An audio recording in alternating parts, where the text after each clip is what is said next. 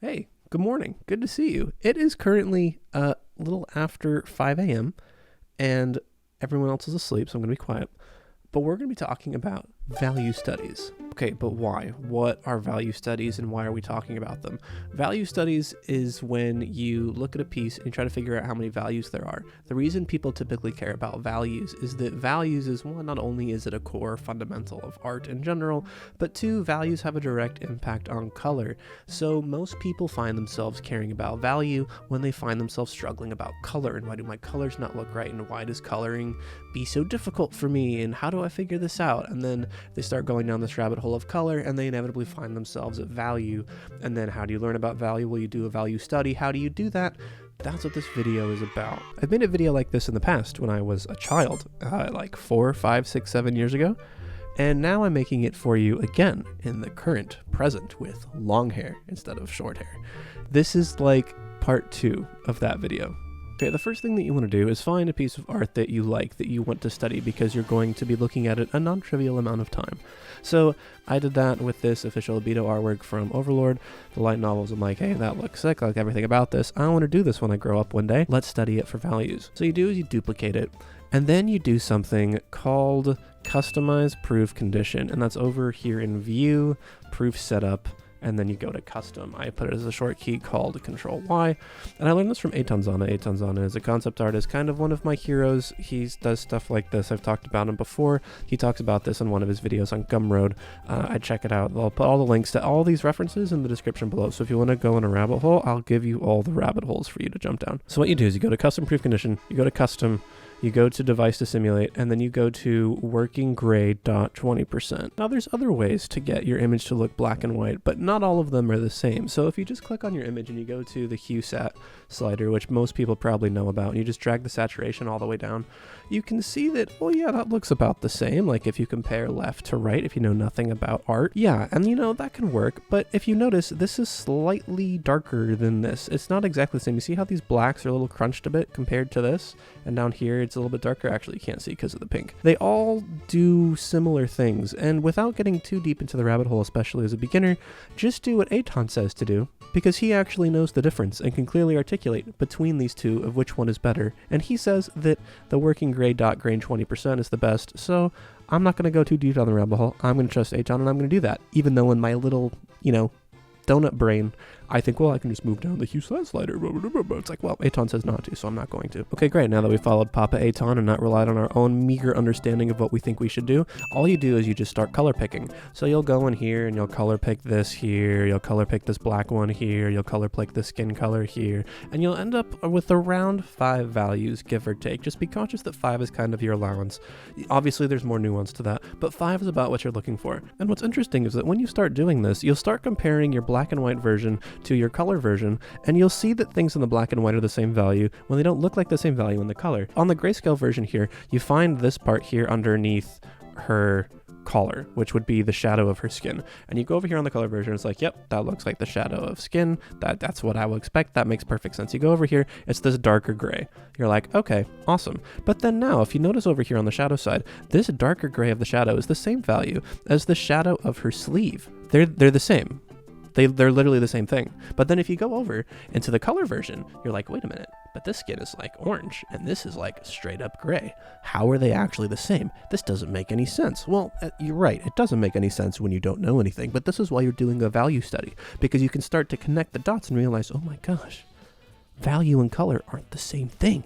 So congratulations, you found the reason why you're here. You're trying to better understand color, and you just stumbled upon something that begins to resemble knowledge. So you may start making these connections, and you're like, wow, okay, this and this are the same value, even though they look differently on the color. I wouldn't think to expect that. And you slowly start to train your brain into recognizing values generally that's different from color. You'll be able to see a little bit differently. So you keep going. So now what's interesting is that for all of the different values that you see, try to notice what color they are as well. So when I did this, I did all of I found 5, well actually 6, in this albedo study, and I tried to pay attention to where they were in the hue sat color wheel over here. So here's the saturation, here's where they are in the hue. So it's a little bit orange and red, desaturated. This one over here, really yellow and green and really, really bright. So like this is is my lightest light, this is my second lightest, this is my midtone, this is my first shadow, this is my second. And what you'll notice is that as the value goes up from dark, lighter, lighter, lighter, lighter, it's all around the same, saturation. It's all pretty much here in these grays. They look like this. But then the hue starts to shift as well. And this concept of value shift plus hue shift, or in other words, every time the value moves, the hue should move as well. That's kind of like a fundamental design artistic principle. And Craig Mullins, kind of like the godfather of digital painting, everybody simps for him, including myself. He's amazing. He has a whole class that talks only about values. He literally just talks about values and color. It's over on Schoolism. You can literally take just that one class for $30 because how it works is you get a subscription to the whole course catalog and you can just pick this course and watch it. It'll do this, but better. So again, remember, I'm not an expert at all. Listen to Papa Aton. Listen to Papa Craig Mullins. I am just sharing my, takeaways. That's it. Go deeper on these. I am just introducing you to these people if you don't know them. So what's really interesting there is that as your value goes up, your hue changes as well in one direction or the other. And you can kind of see that happening here. So as it is darker here, it starts to move its way down around the color wheel. It goes from the greens down to the reds. So it kind of gets warmer as the value goes up, which implies that it's warm light. And if I look at the image over here, I'm like, yeah, okay, the light seems kind of warmish. You can even kind of tell from this orangish background. You can see it from the orange and the highlight of her hair. Just by color picking this, I might not even realize that just looking at the image. I just look at the image and go, ooga, ooga, good picture, I like, yes. Now that you've done a value study a bit more, you can be like, wow, maybe that is warm light. Maybe I kind of like warm lighting setups in my lighting and my tastes. Interesting. So more little bits of connection to help you see and help you understand why you like things and why things look a certain way. Now, this is all well and good for a study. You look at this, you're starting to see some more things. You're seeing hue shifts and value shifts. You're seeing that color and value are connected. And you're trying, okay, well now I want to apply this knowledge to something that I've done. And you go and you start to draw and you have no idea like how to apply this because you're starting with like a white canvas and there's nothing there. You're drawing from imagination. How are you supposed to do this? A value study has something to start with. That's where it gets tricky. So I drew this bust for an atelier class that I did, all traditional, looking at a statue, just pencil. And once you get your line drawing in, you start to have to start thinking about values and shading.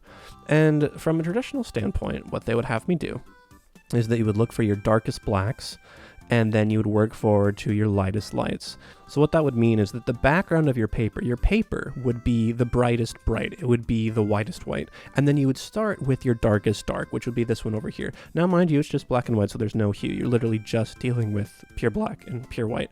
And then you could try to add color to it later. We're gonna get to that in a minute. So you take that knowledge and you're like, okay, sounds great. Let's do that. And that I tried my best to do this. So I would start with dark lines on paper with the white background as the whitest white, but I wouldn't start with black. I would use like a dark gray for my lines. And then, this is the important part, then you pick your light direction. Because remember, if the background of the paper is the brightest white, then you need to shade everything that's not that. And the brightest white is what's coming from your light source. So you pick a light direction, you identify where the light is not, and then that's your base shadow. That is your mid-tone gray here. So if you draw your lines with a dark gray, bump it up a little bit to go in the middle, and you'll look with something sort of like this. And then now this is the part that's really interesting that blew my mind. So down here, there's this post from Dino. Dino makes great art. Dino's on Twitter. Go follow Dino. And they made this interesting point that when you are focusing on rendering, you either render on the shadow area or the light area. And just by looking at that, you can see that it looks very, very different. And I'm like, what does that even mean? And basically, all that means is that you choose what percentages of your values are in the light side or in the shadow side. So in simple theory, if you just like take that principle of focus on shadow side or light side, you would think of an application like this. If these are your beginning three, right? Here's your line weight, here's your base shadow, and here's your brightest whites, your three, your dark gray, medium gray, and then your white. If you're focusing on the light, you would add two more bright values. So then this dark line that you use, the color of your lines would be your darkest value, and you just add two more on the light ones. So you kind of fill up on the right side. Or if you're focusing on the shadow, you would add two extra darker values. So then you just add them on the other side. And you kind of like think of it as like a scale. If you have that, draw a line right down the middle between these three, do you put the scale and the emphasis on the dark values, or you put them on the light values? That's the side you're emphasizing. That's the side you're focusing on. That makes sense. Academically, sure. Awesome. In reality, though, it's not that simple, but it's good to kind of have that like knowledge, like that kind of the theory of it. Because if you look at what Dino did, it wasn't really that simple. They still added, even on the light area, they still added a darker dark for both of them. So if you look here, here's the base, they had their 3 values. They still added a darker value for both. So if you were just going off the academic kind of theory behind it, you would think that on the lighter area, this darker shadow here, this cast shadow, would be their darkest value, and they would only focus on the lights. But they didn't. They still included a darker shadow. So if you use Dino as an example, because they actually know how to paint, and this is kind of the real world, I guess, you saw that on the focus on the light, they did add an extra light value. Fine, you'd expect that, but they also added a darker value. But then for the shadow, they didn't add a light value. Both of the ones that they added are both darker. This is also a style. There's no mandate. But it was interesting to see that like the book theory of what you would think would happen isn't what Dino actually did, but yet the results are still very clearly different between light and dark. Okay, great. You know that you need to focus on light or focus on shadow. You're already up to this step. You drew your lines with your dark value. You added in your shadow on top of that. You have your 3 values, and now you need to decide for your other 2, because you have an allowance of 5, mind you, an allowance of 5 values. Where are you going to put the other 2? Are you going to put them both on the light side, both on the dark side, or like Dino did, 1 of each? Interesting. Not sure. How do you do this? Well, you take a picture and you study from life, because remember, for the value study, you're looking at something that exists, and you're trying to draw it only using values. So the next step is to do it from a picture that you can identify yourself, because this is stylization at this point. You're not just copying what's there. You're choosing to emphasize a light side or a dark side, which means you can have the same picture here in a sorrow head, and you can choose if you want to emphasize the dark side or the light side. You are now officially trying to design and make your own decision as an artist of how you want this to look, because you can look at this picture here, and you can look with your mind's eyes and see how many values there are, and you can make it look differently, even though it's from the same image based on what side you're emphasizing. So you are now not doing this. You are not trying to capture life exactly as you see it. You are intentionally making design decisions of how you want this to look according to your style of values, which is kind of cool, kind of empowering. You can look at this and be like, wow, I'm going to choose consciously, because of my knowledge, to push the darker values and decide to represent this same reference as darker or lighter depending on my preference. Pretty fun. Okay.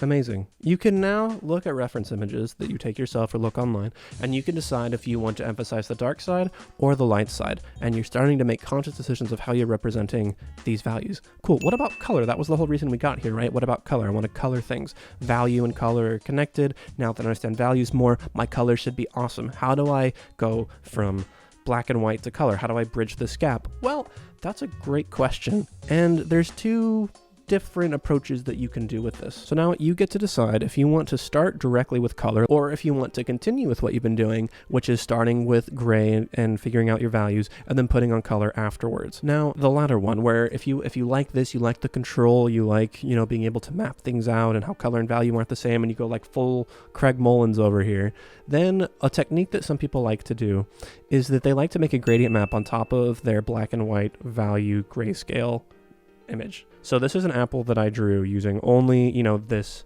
technique here. I intentionally chose my values. I moved the slider. I was very mechanical about it. And then what you do is you go and you make an adjustment layer, and you make a gradient map, and you put that as a clipping mask to your value apple that you drew, or whatever it is. So then when you go into the gradient map here, what's interesting is that each of these little dots represents each of the values of the grays that you decided to do. So you can map them to something completely different. So if you click on this, you can change it to, I want it to be blue here, and like look at the apple change over here in real time.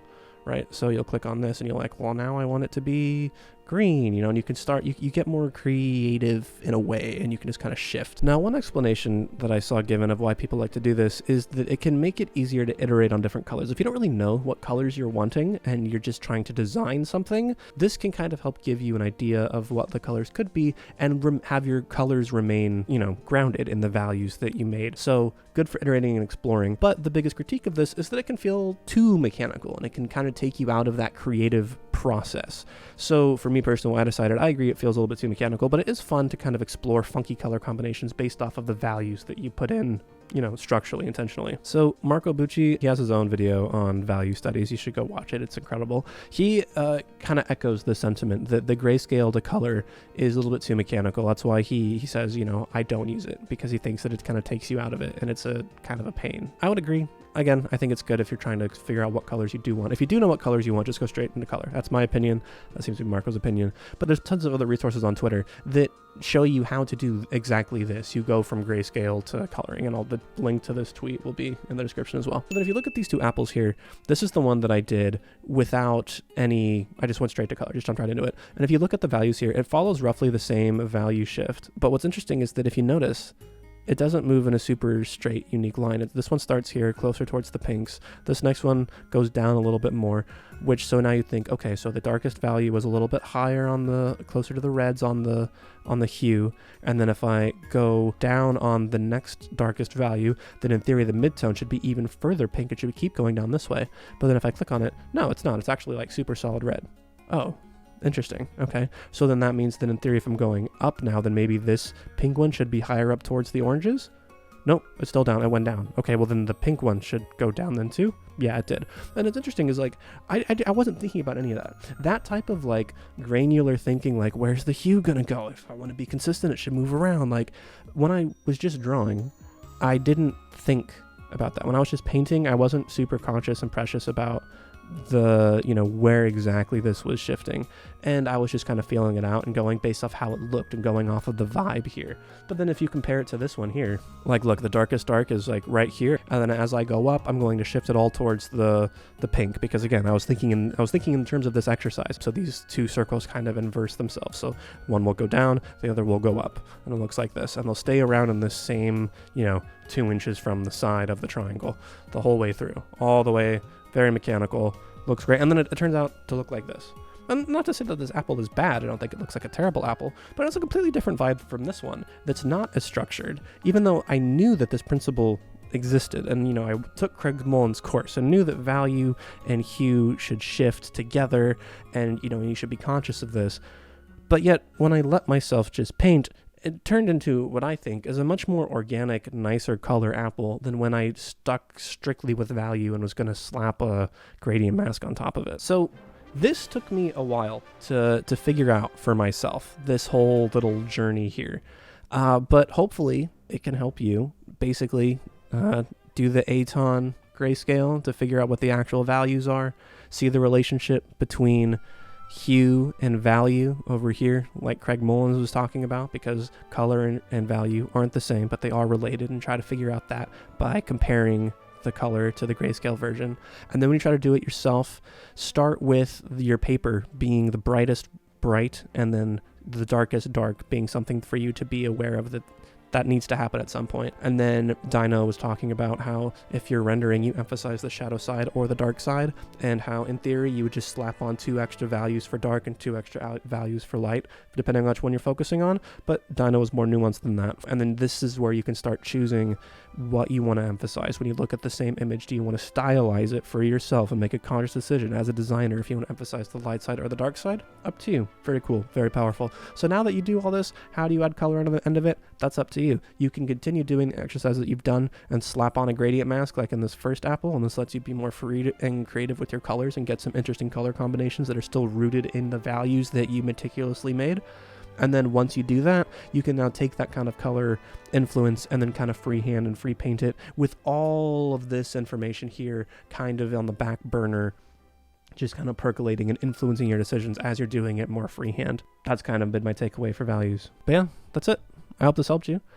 I'll continue sharing things as I learn it. I hope you're all doing well. Hope you're all making cool stuff. I have a Discord. You can join it if you want. Bye.